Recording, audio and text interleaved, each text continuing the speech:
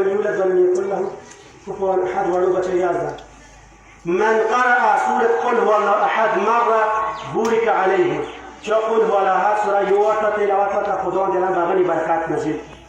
خدای بیغه زندگی برکاتنا ډاکه کی ومن قرأها مرتين بورك عليه وعلى أهله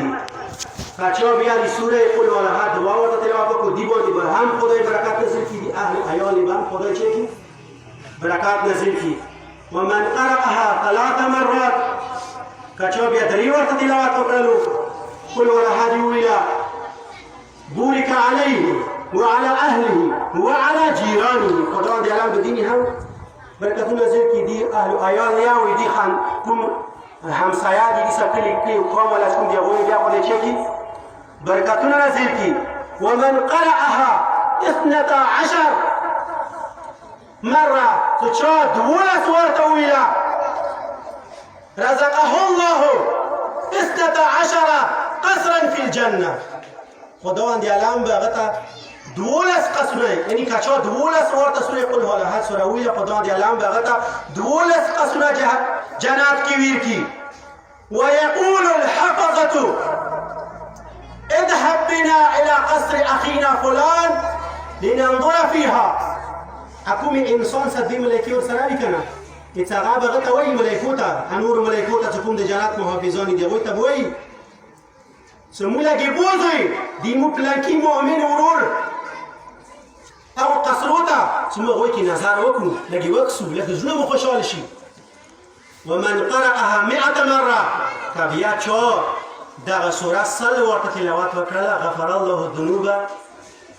25 سنه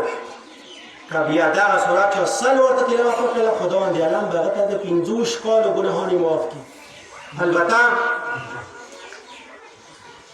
یو بل روایت کې د سیدت کاچو من قرأها 100 مرة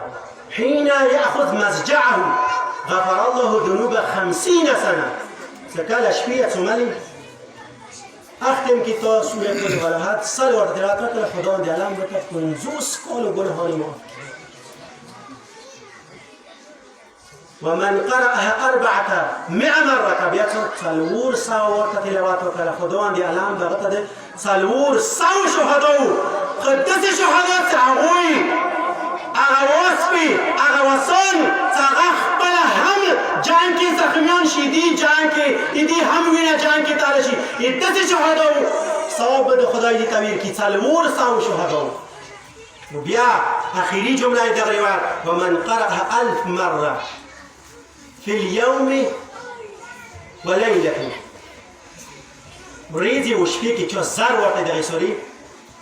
تلاوات وکړو لا يخرج من الدنيا الا وهو يرى الجنة دنیا نه خارج نه کیږي مگر دا څه خداوند علم بو بلکې توای چې ويري له الجنة نو به احتمال چې خداوند علم ته خپل جنت وخی زیدای په جنت یی وړي سوري دور ثواب د بیا ټول قرآن جنت کې راځي کوم حد کې وي دي اهل بیت علیهم السلام در تسراشی اهل بیت هم سر میلوکی محبت اهل بیت هم در سراوی قرآن هم در سراوی و شبیه نور علی نور و السلام علیکم و رحمت الله و برکاته.